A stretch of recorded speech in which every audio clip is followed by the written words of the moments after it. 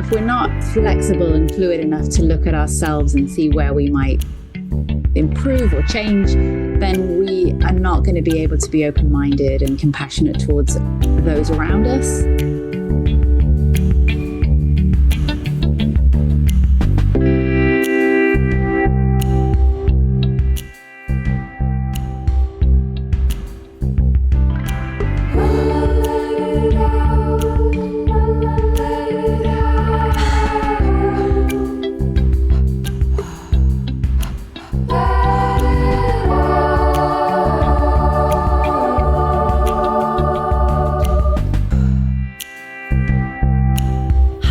Welcome to Let It Out. I'm Katie. This week, a very important person in my life, a VIP, if you will, Sacha Jones, hosts the podcast. Every year, for nearly a decade, Sacha has come back on to host the episode the last week of April, which is the week of my birthday and the birthday of this podcast. This year, we talked about how we met. We met 10 years ago in a very kismet way, and we get into what has changed over the last decade and how we both have been noticing the passing of time and, of course, cringing at the past versions of ourselves and much, much more. So I'm just going to get to it as quickly as possible, but thank you so much for being here. Sacha is one of the most creative, gentle, wise, and brilliant people that I know, and you'll hear in a second if you haven't heard her before. And if you have, I'm sure you're as stoked as I am that she's back for our annual catch-up. These sort of end up being time capsules of the year, and this one's pretty casual. You're about to eavesdrop on us catching up on the phone as if you were downstairs and you picked up the landline and overheard. Another year has passed. Here we are again. I wonder how many we've done. Oh, wow. I mean, I don't think we definitely haven't done 10, No. but we've done maybe 5. I feel like we have, this is how we started every year, is like remembering the many that we've done. I know we did a couple when I lived in Michigan. And then I know we did a couple in your apartment in New York. At least 2, I would say. I don't remember.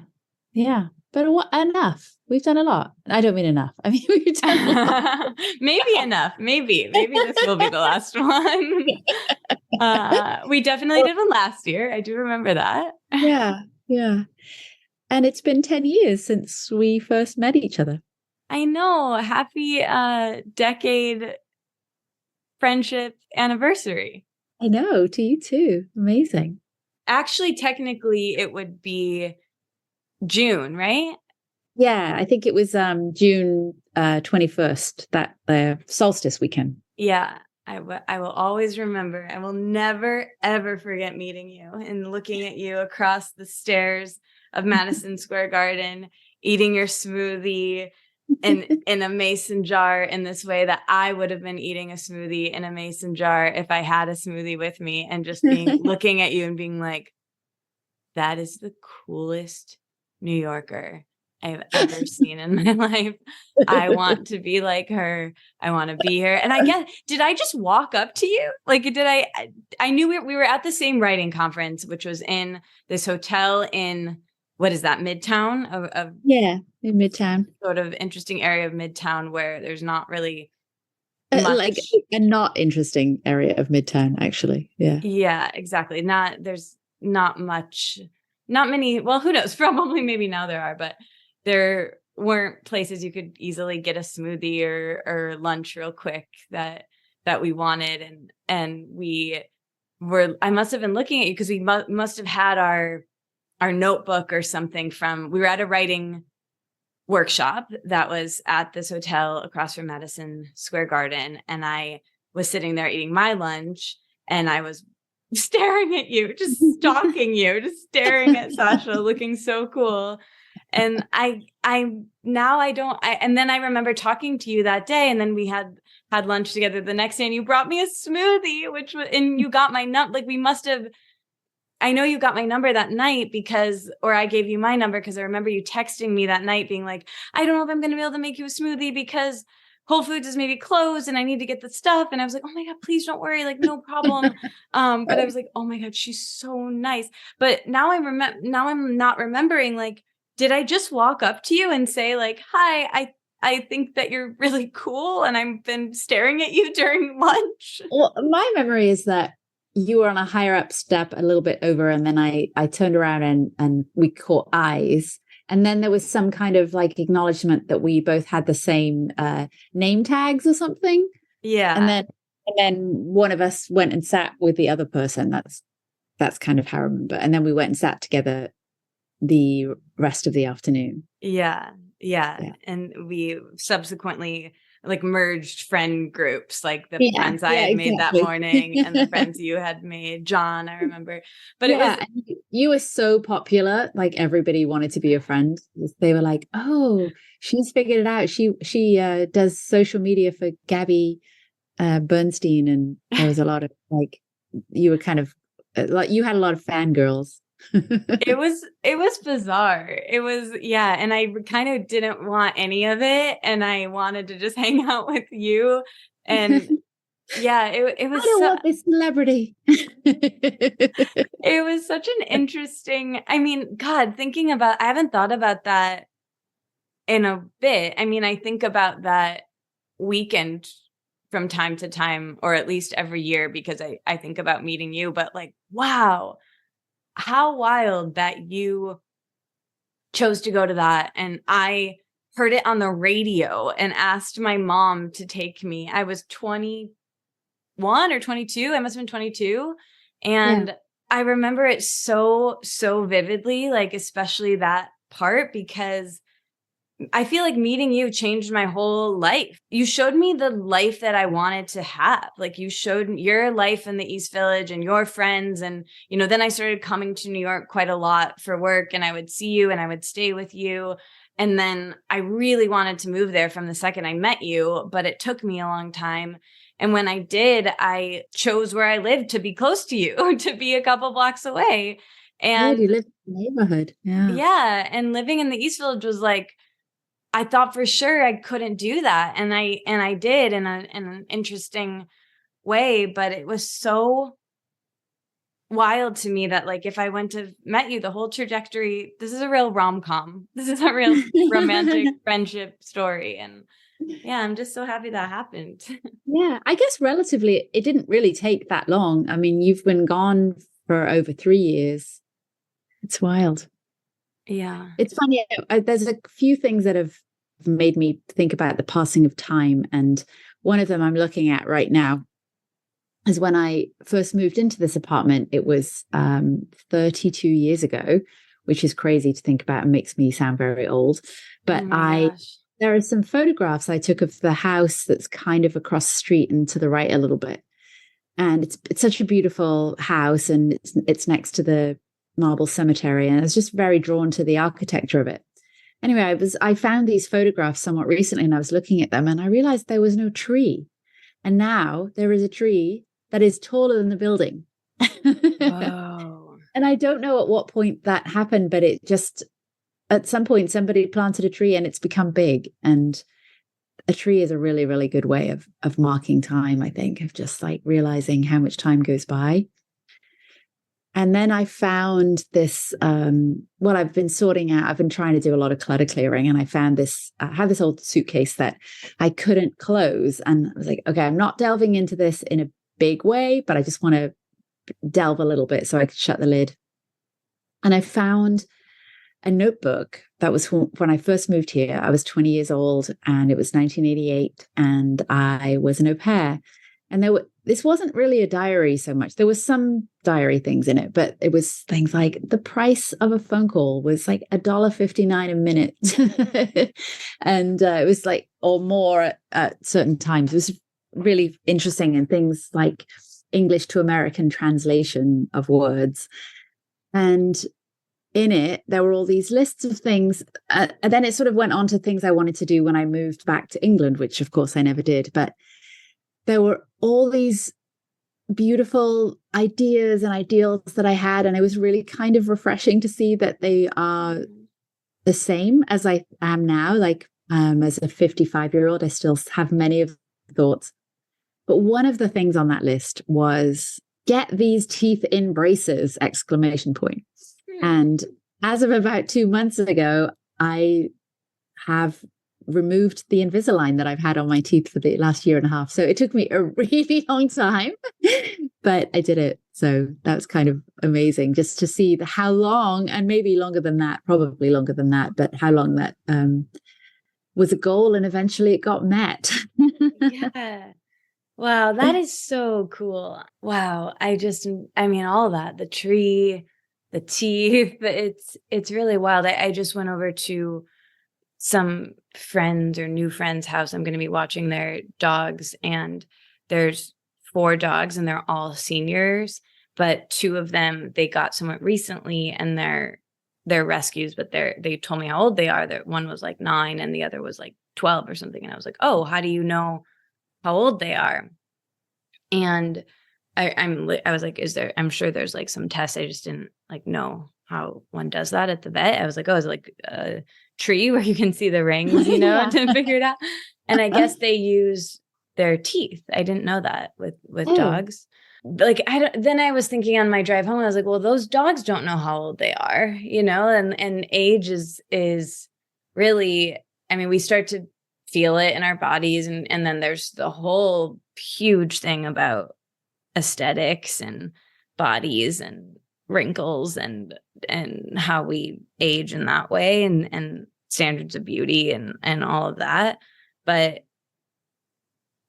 differing timelines or when people do things really doesn't matter. But we live in a world where people do think about those metrics. I mean, I feel like we've had so many conversations about this recently, that you've been so loving and kind to me when I'm, asking you questions about, all the wisdom that you have, and you've been able to help me think about this stuff. But I think this year, for some reason, it was like I turned 30 at the beginning of the pandemic, and then now even headed over to this house this morning, I was like, they're grown-ups. They're like so set up in their life and their, and then I'm also there. I had this interesting experience where someone I used to babysit when I was in, I want to say 6th grade, and they had the coolest family.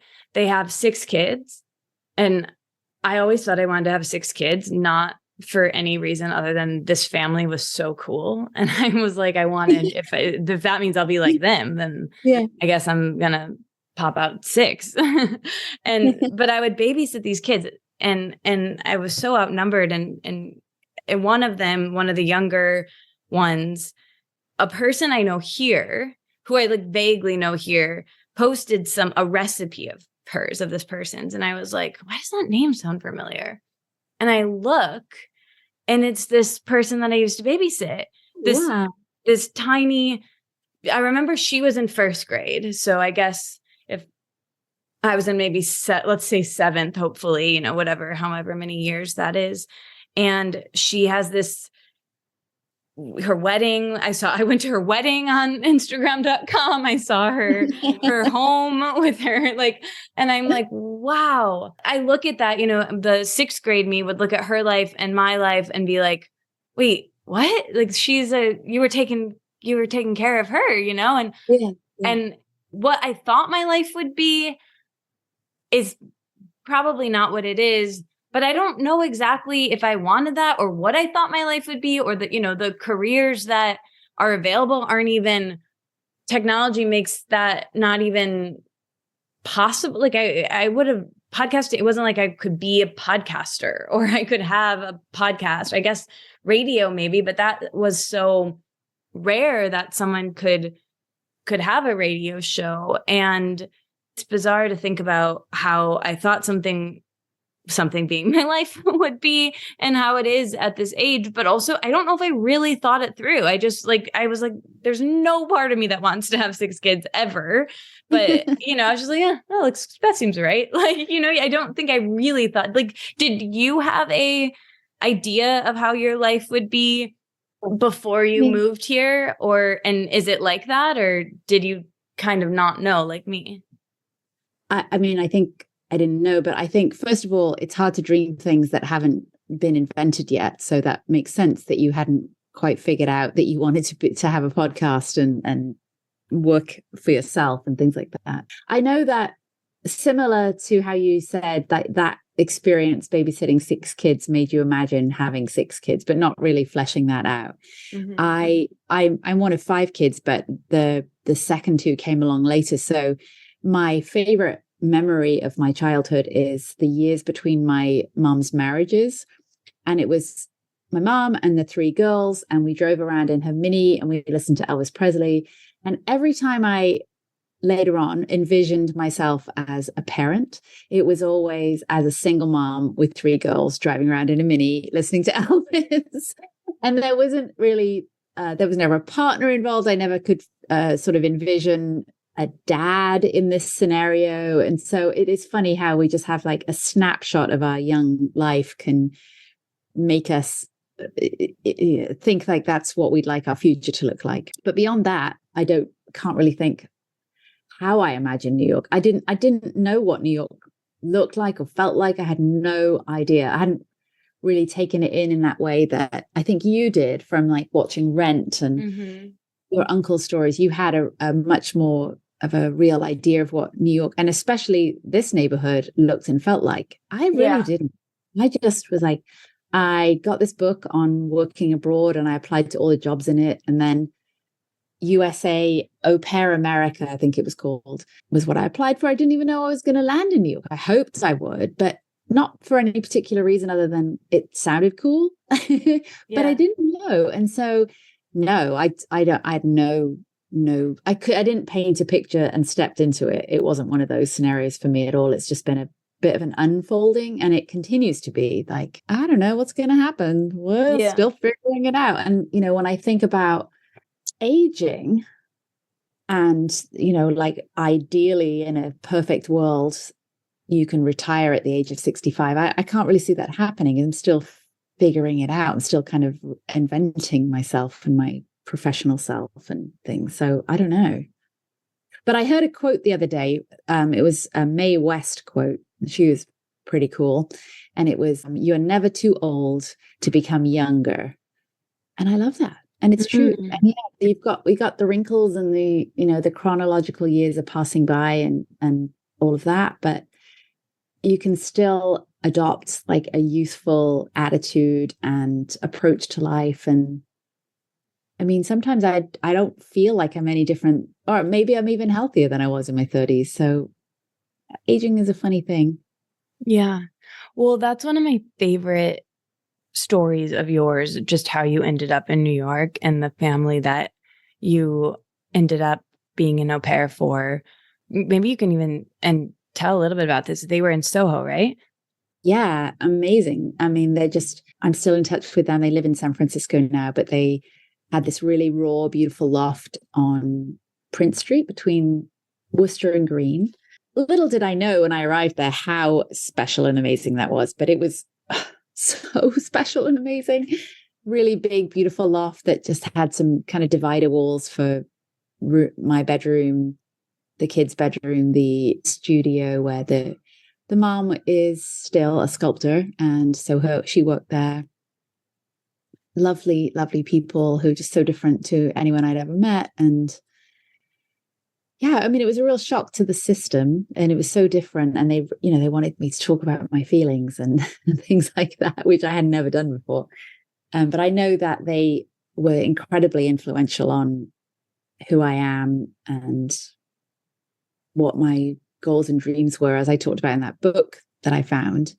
I know for a fact that they inspired that, whether I was aware of it or not, but they were just so lovely. And yeah, Isaac is 39 now. And the other day in my suitcase of very special things, I found a birthday invitation that he and I had worked on together for his 5th birthday. Oh. I remember it so vividly. And like he drew this amazing picture. And then I think we got black and white photocopies, and then he colored each one in, and we used stencils. And I just found it. And I found it on the 6th of April, and his party was on the April 8th that year. And I just couldn't believe the timing of finding it. And it's so yeah. And Abby was like 15 months then. And they're just really amazing people. And similar to how you talk about the kids you babysat, I feel like the kids that I was an au pair for definitely are. I'm just like, wait, I'm supposed to be more advanced in life than you, but I don't feel that I am. Well, I mean, I think the comparison thing is what makes us feel, I mean, this sounds so obvious when I say it out loud, but that's the only thing that makes us feel like we're ahead or behind is, when we are in a vacuum, we would just be like, oh, this is the pace I'm going. But yeah, God, that's so cool. And it's so wild to me that it was just a random service and you got the coolest family with a loft in Soho, sculptor, like the bed, like that just makes me so happy that happened for you. And sometimes like what you were saying about me wanting to move to New York, I mean, that you're right. I mean, I totally romanticized New York City from the day that I came out of the womb. It feels like I just, as you know, my uncle lived there, and I never really traveled growing up. But in 3rd grade, we did a trip to visit him, and he always talks about how my eyes like lit up when I saw the Empire State Building, and it was Times Square, which is silly, but I was 8, it was like so striking. And then I saw Rent, as you know, when I was 7, which is really young to see Rent, but I knew every single word by the time I was 8. And my mom was like really embarrassed by it, of like,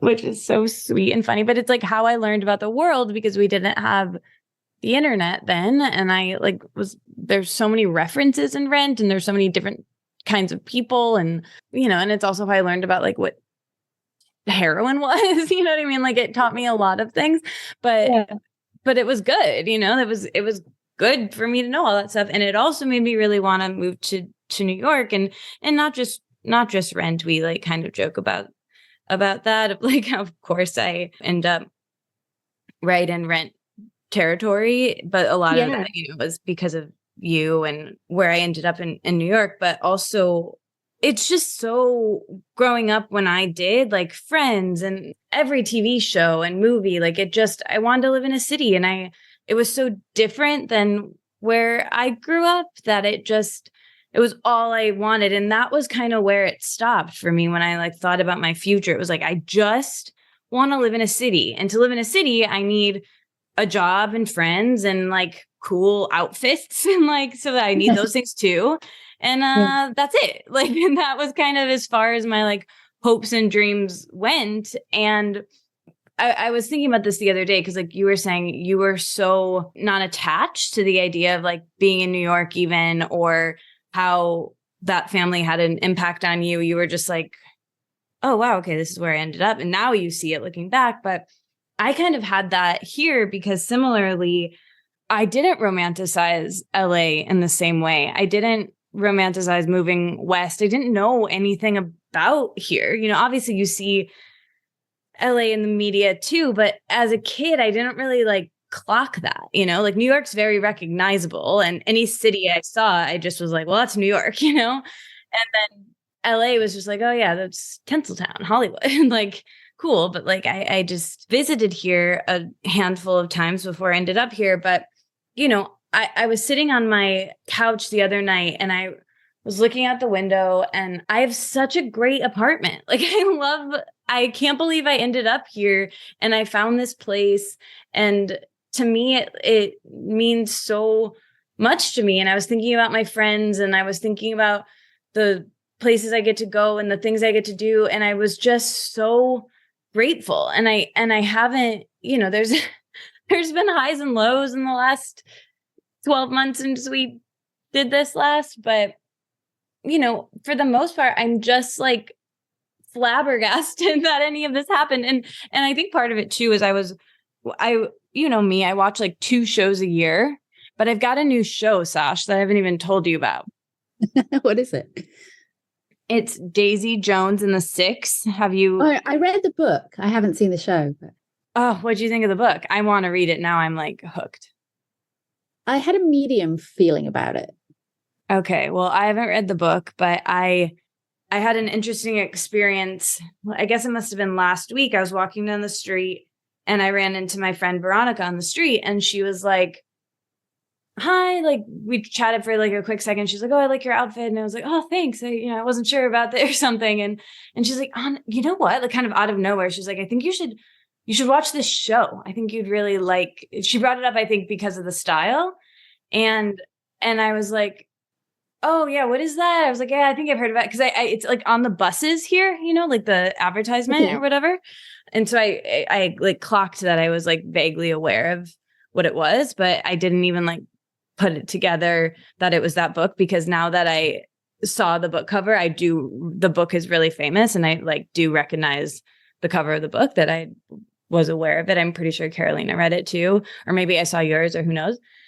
But anyway, so then I watched it, and I'm not done with it yet. I'm on like episode, I don't know, like a little bit more than halfway. And oh my God, Sash, I'm just like, oh, sorry.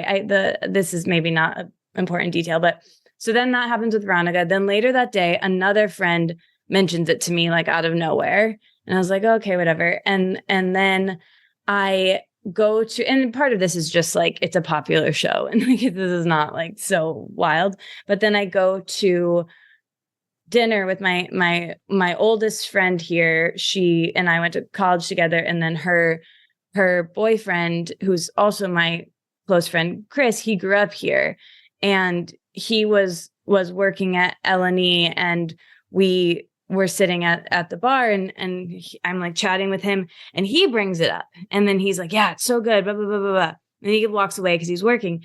And then Katie, her name is also Katie, she says to me, she was like, he really loves it. He's been putting it on like just to play while like in the background. And I was like, oh, wow. All right. That's it. I'm going to give this a spin like tonight. And so I do. And it really hit me hard. And I think because it takes place in LA, and because it's so Laurel Canyon, and also like the way that everyone's dressing is kind of like how people are dressing here in my neighborhood. And my friend Captain said that of like the Beatles documentary. He's like, yeah, it's cool because you see everyone wearing outfits that like it looks like it could be Highland Park, because everyone kind of dresses like that now. And it's kind of the same thing in this show too. And it's really pleasant to watch. And you know me, I love a friend group. I love an ensemble cast like Rent or or Friends. But I like the drama of it. I like the but maybe then them, and I live for that. So it's really checking a lot of boxes for me. But I'm sitting on my couch and I'm like looking out the window, and I'm like, there, a lot of it takes place in Laurel Canyon, and there's this one party scene that looks so much like this party that I was at a couple months ago. And then just seeing the palm trees, and I was like, I had that feeling I had as a kid with New York, where I was like, oh my God, I can't believe it. I can't believe it. Like, and I really needed it that day, because I think I was feeling pretty down, and it kind of knocked me out. And this is so cheesy, but it made me pretty damn grateful for like, all right, well, this is, maybe you don't have that or that or that, but you have all this, Yeah, for sure. I mean, it is a really incredible thing to live in these amazing big cities. It really is. I mean, I was talking to someone today about sort of that longing that a lot of us have to leave cities and to move elsewhere. And then you put your toe in something and you're like, okay, it'd be nice to have this, and this, but I really, really, really love everything that this city offers. And I'm sure LA, New York, and all of the big ones have that. And it's really is a blessing. It's also like hard. It's hard and expensive, but I think, to have this experience, to live in these amazing places, is really incredible. It really informs, I think, in ways that we can never, know that we would be we would never be, we can never know whether we would have this way of being or thinking or living if we lived elsewhere, because, you know, we have one life. But I just think that some of these cities just are the best teachers just in what we see. And I know you also love walking and just, we take in so much just constantly, right? Oh yeah. And it's saying yes to, like, I didn't really know how I would move to New York, but it just kind of worked out. Like, my work allowed me to move there, and I got there, and I got where I got because of, you know, I just kind of said yes to what was in front of me. I didn't force it. And then coming here, like, I just, and for some people, like, it might not be living in a city. And for so many people, I think they don't even want that or like think of that. And I think if someone does want it, you should try to figure out how to do it, because you'll always wonder, kind of like you with your teeth, you know, like I never noticed one sec when you told me you were doing Invisalign, I was like, what? Like, I never noticed your teeth 1 second. They look great now. And I'm like so happy to see them. And I know it makes you happy, but I truly, Sash, like never noticed. And I think but I'm so happy you did it, especially that story you said, because you clearly really wanted to for a long time, and you always would have wondered if you didn't. And I think it's the same thing. There's cool people everywhere, and there's cool places and gardens and parks, and probably more so, you know, and obviously cost of living and like practicality, like, of course.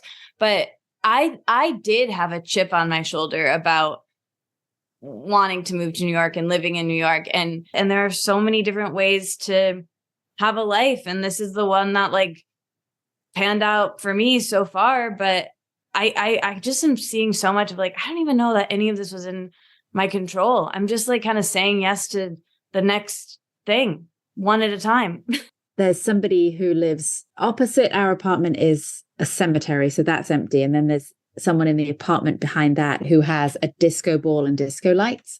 And they probably have no idea that it's affecting people a whole block away. Oh my God. In the middle of the night, and I'm not even in the front of the apartment in my bedroom, and it just comes through. There's this disco ball bright light and I'm a sensitive sleeper, so there'll be that, and then there'll be people stomping through the building at 3:00 in the morning, or somebody ringing a doorbell, and there's this part of me that hates on cities so badly in those moments.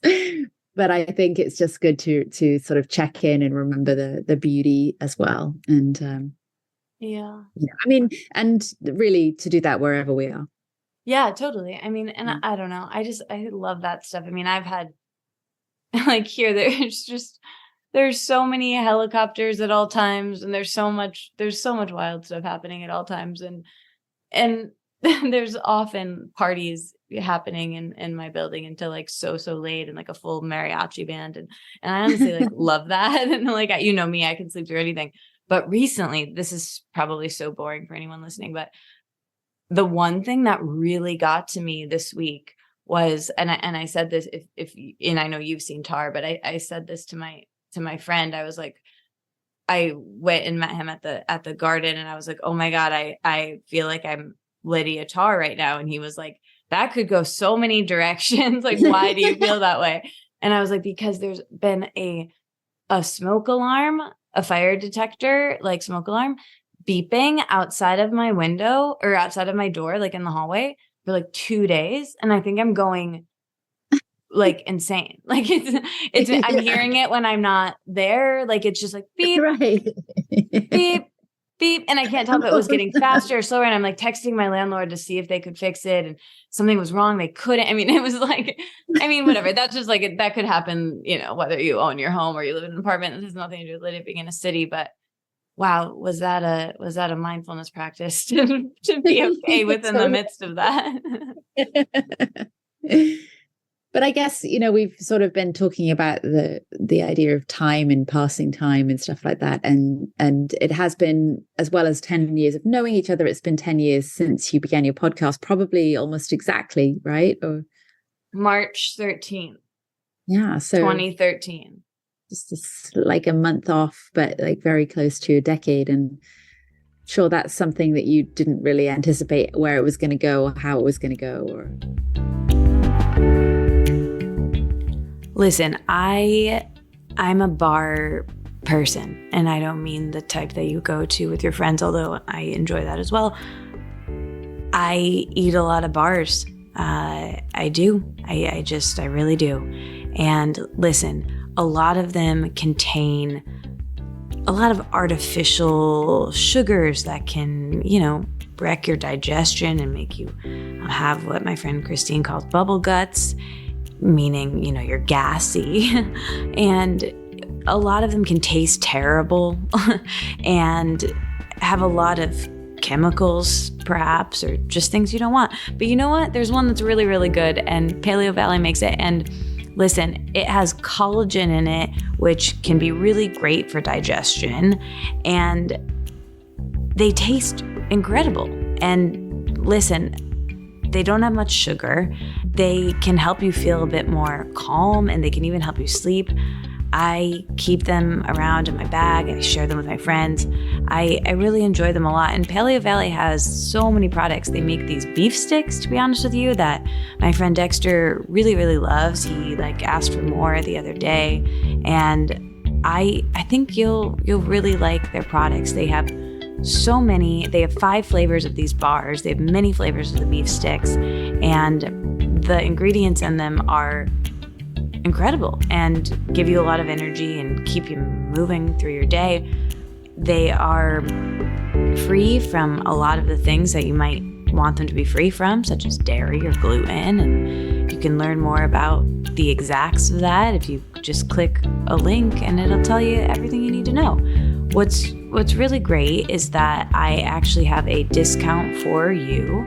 If you go to paleovalley.com/letitout, you can get 15% off your first order. So that's paleovalley.com/letitout for 15% off your order. I like the apple cinnamon one a lot, but the pumpkin one was my favorite. And I want to know what you end up ordering and what you like. Thank you so much, Paleo Valley.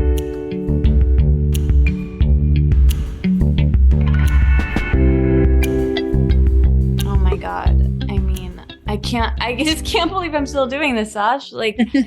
I can't believe I haven't done anything for 10 years. I haven't lived in an apartment for 10 years. I haven't been in a relationship for 10 years. I probably have several pieces of clothing that I've had for 10 years, but computers don't last that long. Right. I don't know. I haven't had a job for that long.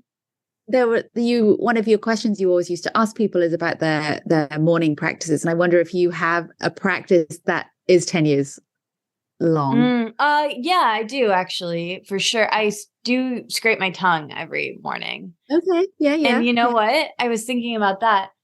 My tongue scraper is a piece of equipment that has been around the world with me, literally all over. I never leave home without it. I did one time, just to spend the night at my friend Christine's, and I had to use a spoon, and I didn't enjoy it. I prefer to have my real one. But I remember I got it in East Lansing, Michigan. It's probably 13 years old, because I got it in college at this this place I used to teach yoga called Creative Wellness. And I bought it there and have used the same one ever since. And I was looking at it the other day, and I was like, wow, this is so sustainable that this has lasted me that long. And maybe I should get a new one, but I think it's fine. Have you had yours for a long time? I have. I got mine in 2006. And I love that it's the thing that I may have until I die. I hope that I use it, Yeah. So you've had yours for much longer. Not much longer, but yeah, a little bit. Yeah. Wow. It's very, very versatile, very cool. As you were talking about that one time you forgot, I was on a flight to London, and it was the summer. It was 13 years ago, and my nephew was being born. So I was going to spend the summer in London, and I was on the flight, and I had that moment like the parent in Home Alone when they realize they've lost the child. And I was like, I didn't pack my tongue scraper. And I was just thinking like, oh my God, where am I going to be able to get one? Because you couldn't get them like you can now. Oh, right. And, by the time I'd landed, I'd figured out, oh, I could use a teaspoon upside down, but it was like several hours of concern. Wow. Yeah. Yeah. And it does work, but not quite as well. Yeah. Any other morning or other just habits or things that that you are as old as your podcast? Yeah, that's such a good question. Well, while I think about that, or I do have a couple in mind, but for people listening, this is like now becoming a bit of an ad for a tongue scraper, but I do it because I can't not do it. Like I just feel gross if I don't do it in the mornings. But I know you, Sash, can probably give some more information about why we do it and why it's good.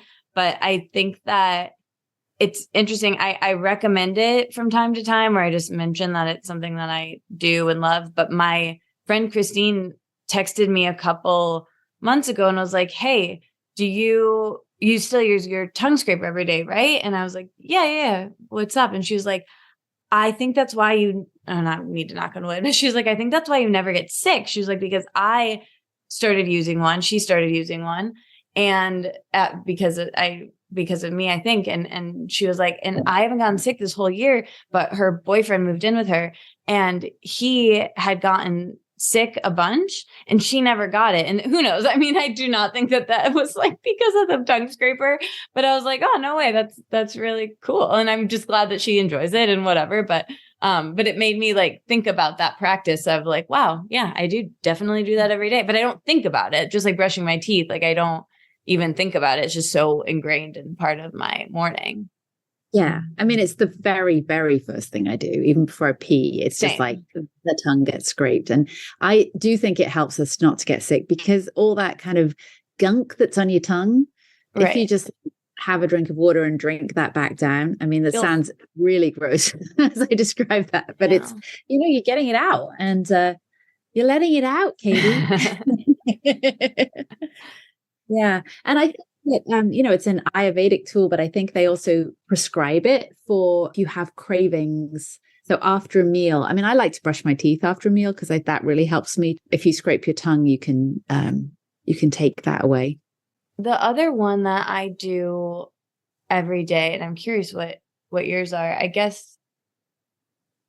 I'm trying to think. I mean, I have a lot of things I do every day now, but I don't know if they've gone the distance. And I have a lot of things I used to do back then, but I don't know if I still do them. But I mean, the biggest one, I guess, is, and this isn't necessarily in the morning, although I prefer it to be, is walking, like in a really, really large amount of walking throughout the day. But I really prefer it if I can leave and go on a walk. And I'm proud to say, like, speaking of what we were saying with living in different places and cities, and regardless of where I've lived, obviously in New York, it was my number one mode of transportation. And I could just like walk out of wherever I lived there onto the street and be walking in the city, which was so cool. But even when I lived in Michigan, like I lived in a very, very walkable part of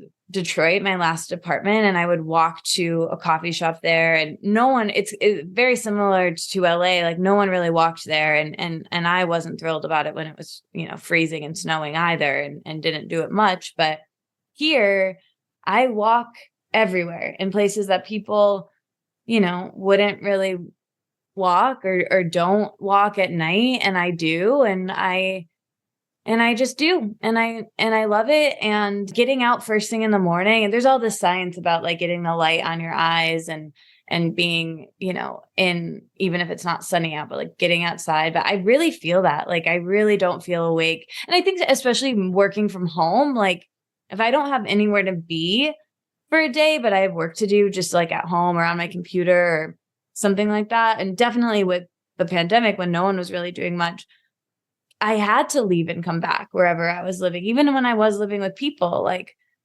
my morning routine was like actually very sweet when I lived with people during the pandemic, but we would go, the coffee shops were closed, or well, the one that we would go to was closed. And so we would make coffee and well, someone else would make the coffee. Then we'd put it into a thermos and we'd walk up this hill with our dog. And I can see the hill right now. It's like this hike that is in our neighborhood. And I live like right across from it now. And we would do that so early at like 7 a.m. because it was summer and it was before it got really hot. But yeah, we would wake up at 7 and do that. And we knew all the people on the hike. And it was, I really, really liked that. Like, I really liked that, like, first thing, get up and leave. And I really admired that my friend that I lived with did that and that he let me come on this little ritual. And I kept doing that, not in that same spot, but I would go on my own and, and then the coffee shop did open and now that's like my routine. But I think it was really a combination of like leaving early, getting out, being around people, being in the sun, moving, and like, yeah, caffeine, but like all those factors really like compounded to make me feel awake and energized. And it made me realize I'm an extrovert, because I think it did give me energy. Yeah, for sure.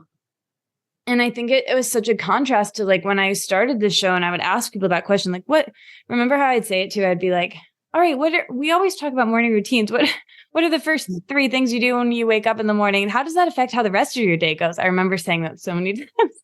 Yeah. I mean, it is a good question. I know that you probably have tired of asking that question and you've changed a lot since then. And so probably a part of you is just wants distance from who you were as a 23-year-old podcaster compared to how you are now. But it's good information, and I think it is true that your day is informed by how you start your day. Mm-hmm.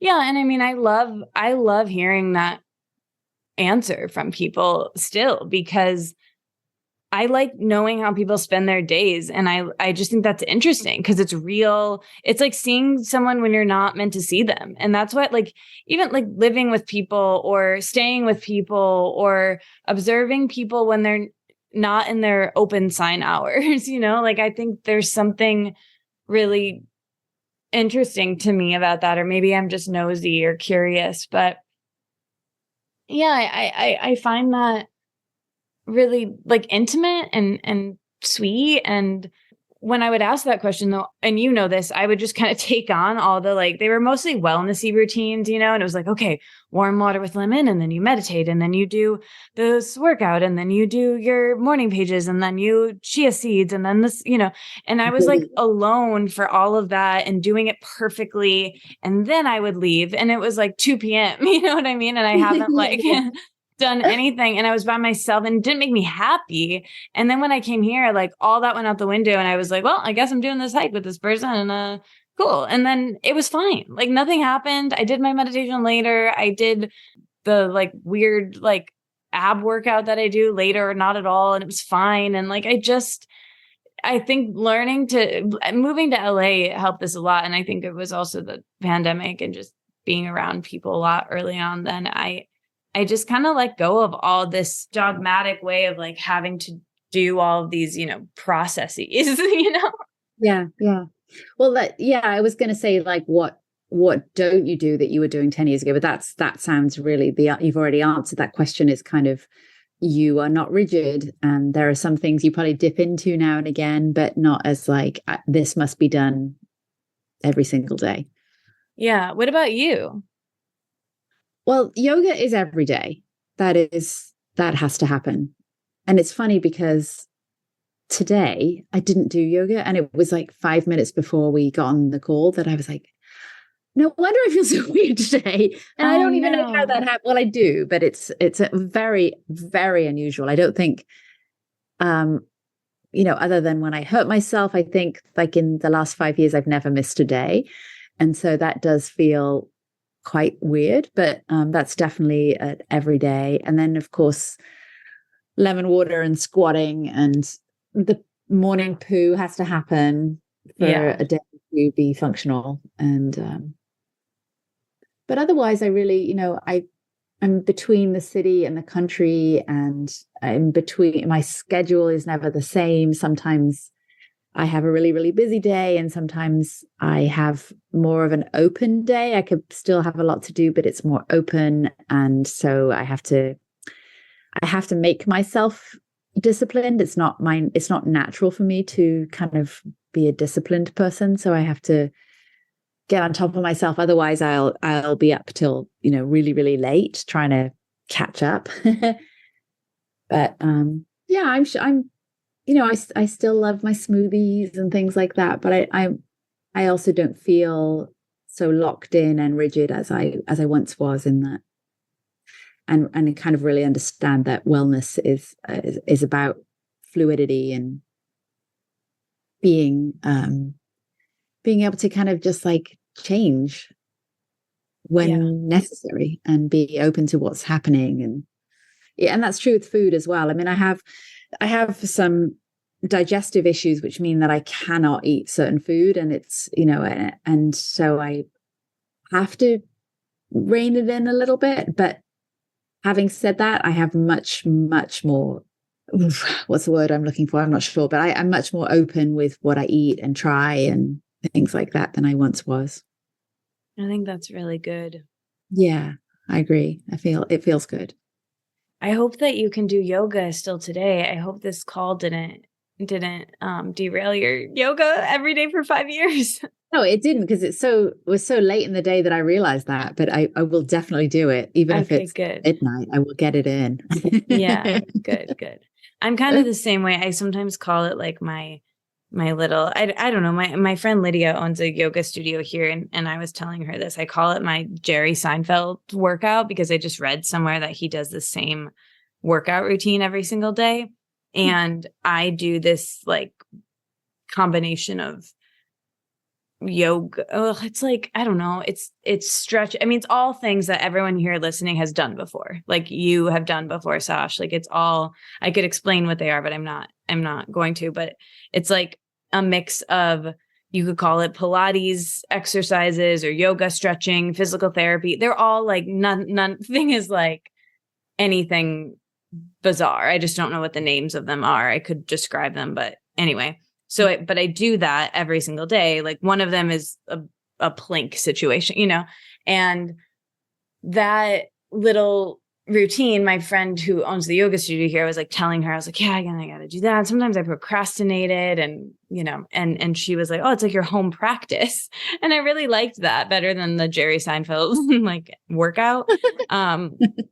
But it's true. Like if I don't do that, it's like hanging over my head in a way that I don't think is healthy. Actually, I'd like to change. And, I have missed that a very rare amount, but I do see that it's control for me. Like I do see that it's like, it's a little bit OCD in a way where it's hard for me to sit still and sit down and work if I haven't gotten these process addictions. I called them recently in a newsletter, but like if I haven't gotten this order of operations in, and I see that it comes from like, there's so much uncertainty in my life and around me, but like, okay, if I just do that, then I am okay. Like I can really kind of see where that comes from. And the days when I don't do it, like it's fine, nothing bad happens, but I just prefer it when I do. And it's just easier if I just do it. That's kind of where I've gotten to. But yeah, I've taken that kind of thing to an extreme before, where it's hard for me to function if I don't do these things I've like set out that I have to do. And that's something that, because then it's kind of on your mind and you can't really be present. Yeah. As you were speaking, I was remembering that there was a bunch of years that I did the five Tibetan rites. Oh yeah. Did you ever do those? Yeah. You made me think of that when you talked about the plank. I did that pretty religiously for a number of years. And then, I went to England, and I was carrying a lot of ceramics with me because I was giving my sister a whole like dinner service thing for their wedding. And I hurt my back very, very badly, and I couldn't walk. I've never felt this. I think I slipped a disc or something. Oh my gosh. And so I stopped doing the rites, and that was it. And it was just took that one moment in my life to like to like rearrange what my morning routine was going to be like. And it's just funny, isn't it, how that can happen? Like you just forget something one day, or you have a different experience for a couple of days. You go on vacation and then all of a sudden everything changes. Yeah. I used to do those too. Someone recommended it on this podcast actually, and I did them for a while. But yeah, it's interesting. I think maybe that's where some of the control comes from. It's like, well, if I don't do this today, fine. But if I don't do it tomorrow, then I might not do it the next day, and then I'm never going to do it again, and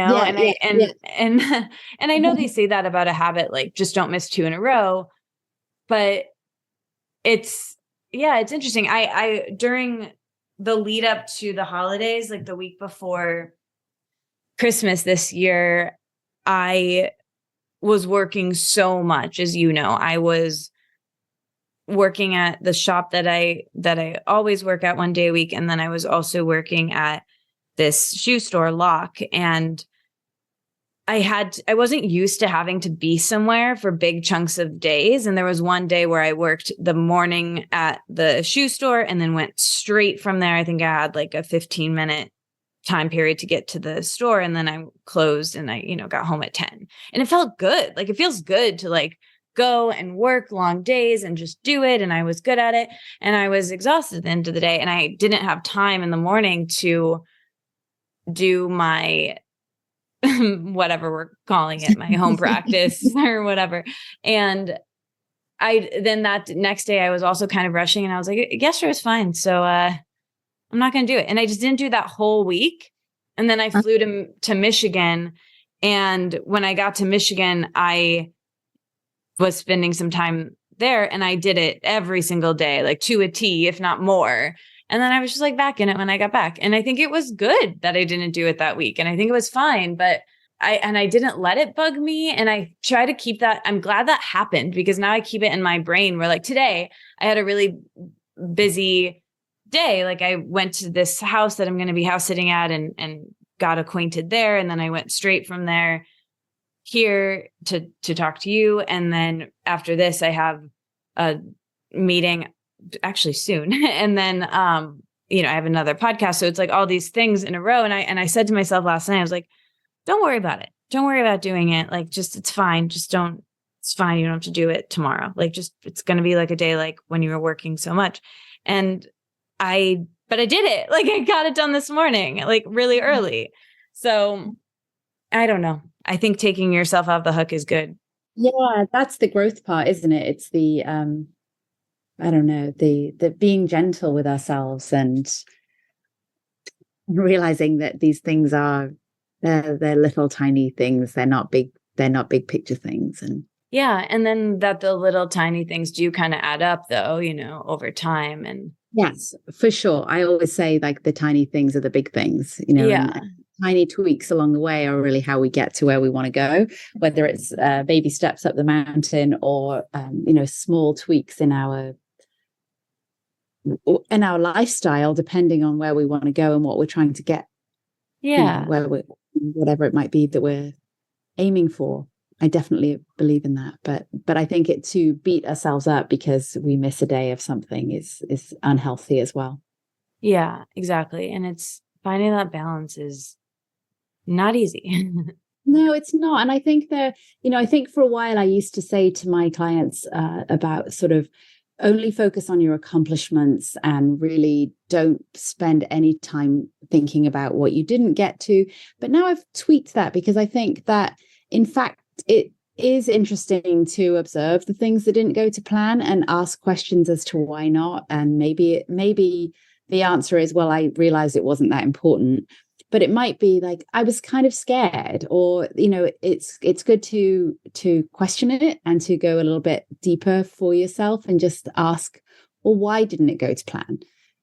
And with a kind voice, like I always have that thing about like being detective and subject at the same time, but really gentle, like gentle observation instead of that sort of nasty critical voice that we can so easily pull up to criticize ourselves. I don't think it's necessarily that we need to just be like, it's fine. It's just fine. We can ignore it and move on. It's like, it's interesting to ask, well, why didn't I do this?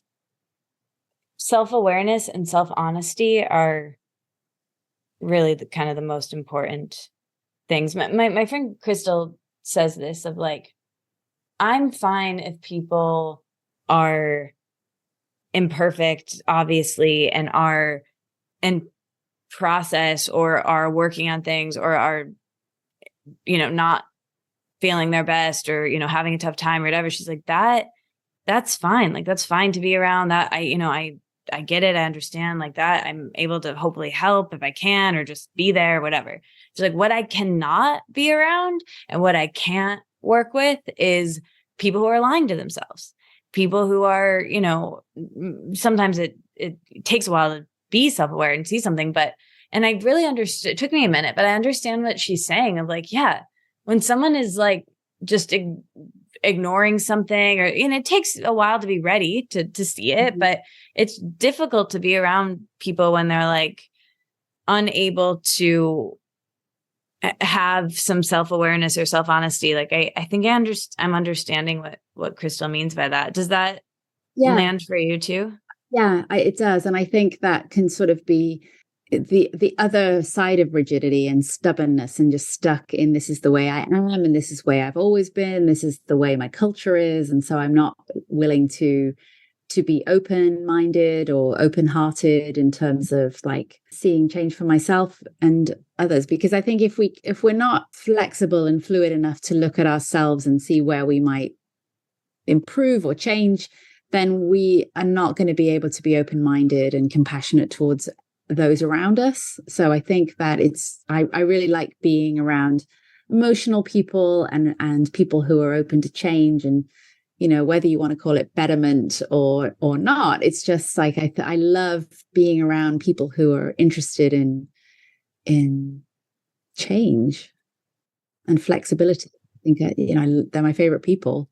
That's the thing of like having 10 years of my voice on the internet, like really, I mean, God, I don't want to say this too much because like, I don't know what's in there and I don't know what I said and I don't want to, like, I don't want to listen. It's hard, and it's so hard to see things that I've posted 10 years ago or said 10 years ago or thought. Like, we changed so much, and to have that record of like what you were saying, that's really sweet in your journal of like, wow, some of those things came true. But, also I'm sure there were some things where you're like, what? I don't even want that anymore. Like, that is so silly.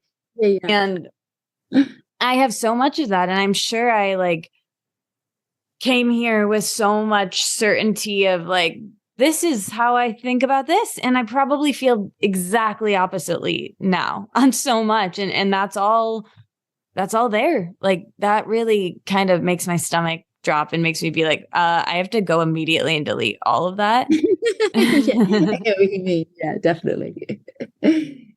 But it'd be a bummer if I looked at all of that and I was like, yeah, exactly how I am now, though. Like, that would be even worse.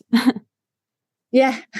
Well, I don't think it would be worse, but I think you'll probably find that your essence was there and your intentions and your heart were the same, but you've matured and grown up, like, we all do, which is lovely. And I think just what you probably hope is that whoever's listening to you now understands that this was 23-year-old you, not 33-year-old you, right? It's yeah, and the world is different, and what I know, I mean, I hope people have that compassion to. Yeah, I mean, any of us who put information out there have to remember that we've said things that have been disproven or have changed, or there's been new science around things, and it's just the world is constantly changing, and the amount of changes that have happened in the last decade just so enormous, just so crazy. Yeah. One of the things that was in that notebook that I found was there was no details about it at all. There was just a list of dates, and there was a canoeing and camping trip, and then when there's this and this, and then there was just like September 23rd something date, exclamation point, and in brackets, ha ha, crap, exclamation points. I have no memory of who that could have been with, why it was crap, why it was funny. But I was obviously not, devastated by it not working out or anything. It was just very, very, very funny and cute and hilarious. And I was reading some of it out loud to Mike, and I could hardly speak because I was giggling so much about this sweet 20-year-old version of me. I just wish there was audio because I'd love to know what my voice sounded like then. I bet it was really different. Oh my gosh. Wow.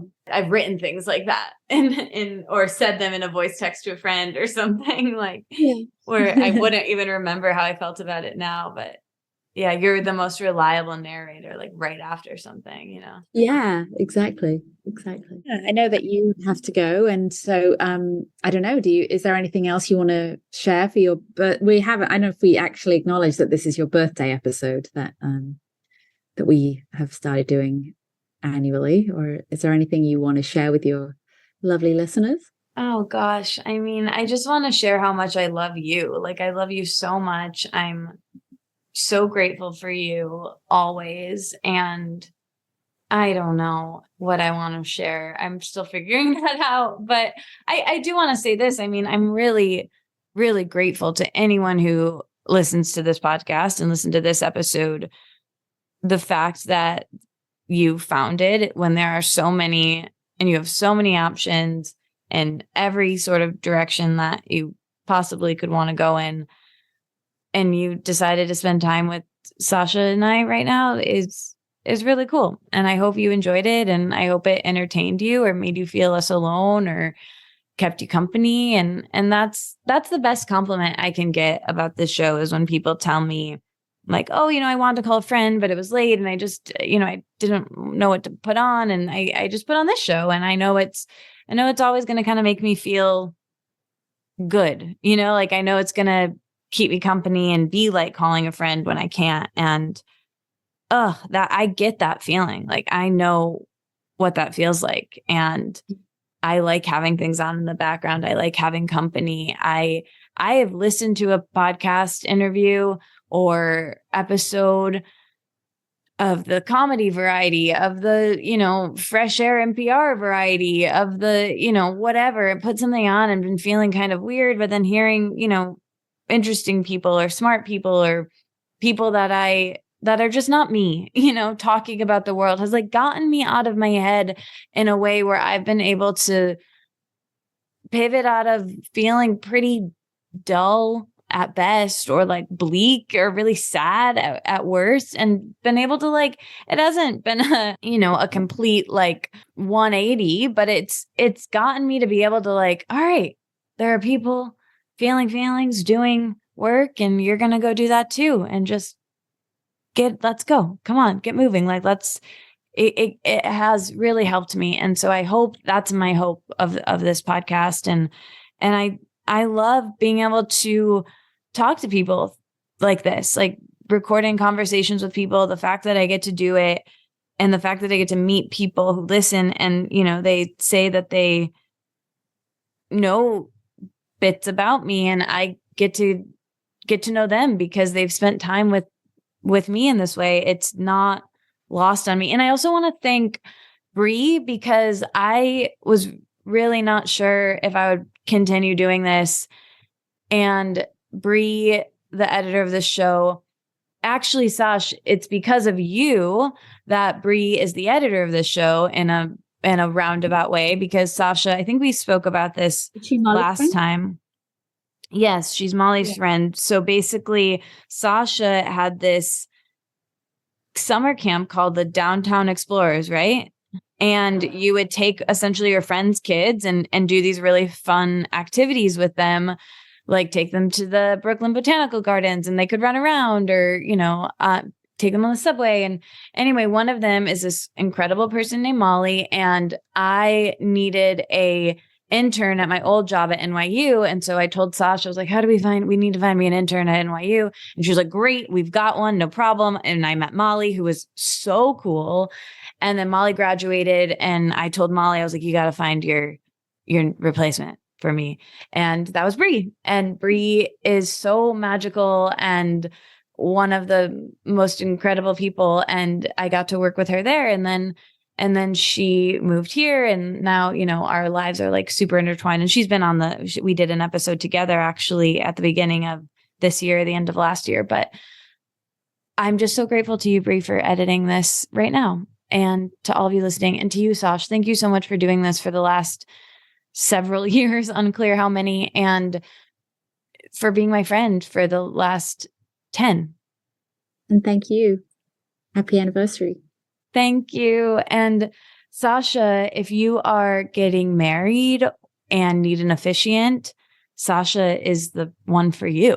And she is so good at so many things. Can you tell people where they can find you and engage with you and your plethora of incredible art? Thank you, my love. Yeah, my 2 websites are Sacha Jones, and I always have to tell people that it's SachaJones.com, and Sacha Jones Ceremonies plural.com. Mostly people spell my name incorrectly, but it's Sacha. And yeah, I love marrying people. I'm working on weddings as we speak. I have a cluster of weddings coming up the next several days. I've got 7 weddings in 4 days, which is very exciting. And I do destination weddings too. So if anybody's getting married in LA and they want me to come over, I will come and do your destination wedding, and then I could get to visit Katie. So yes, please. And maybe, yeah, well, I was going to say me, but it's not looking good for this year. If anybody listening wants to know Katie. Yeah. Well, we had set aside 2/22, February 22nd of 2022 to be my wedding day, because 2 is my lucky number, but it didn't pan out that way. So I did 3 weddings that day. It was a very rainy day in New York City, but I did 3 outdoor elopements in the rain. Oh, wow. Sounds like I dodged a bullet there. You were busy. Well, I love you so much. Thank you so much. And I'll talk to you later. Yeah, and have a wonderful rest of your day. Thank you so much, Sash. She is the best. And truly, if you are getting married and need an officiant, she's the one for you. How to find her is linked below. Also, just let me know. I can connect you. And last week's episode with Christy Harrison, her book, The Wellness Trap, is out. It came out this week on Tuesday, so get yourself a hard copy. I'm going to be doing a conversation with her at Chevalier Books in Los Angeles. It's a virtual event, so wherever you are in the world, you can come. It's on May 2nd, so the link's in the show notes for that. And the last announcement is from 2 episodes ago. It was called Sorry for the Delayed Response, with digital organizer Jezebel DuPont. And Jezebel and I are doing a workshop. If you would like to attend that, the link is in the show notes as well. That episode, I've been getting so many people talking to me about in terms of that they feel the same. I almost named that episode Panic Levels of Computer Work, because that's what I was going around saying to people when they were like, what are you doing today? Which, not too much has changed, but if anyone can change it, it's Jezebel. And I think just not feeling alone in our continual digital overwhelm and trying to find solutions is useful. At least it is to me. All right. I'm so happy that I get to do this and that you're listening. It means so much to me. Thank you. Thank you to Brianna Bain, the editor of this show. And believe it or not, it's Bree's birthday. A lot of Tauruses around here.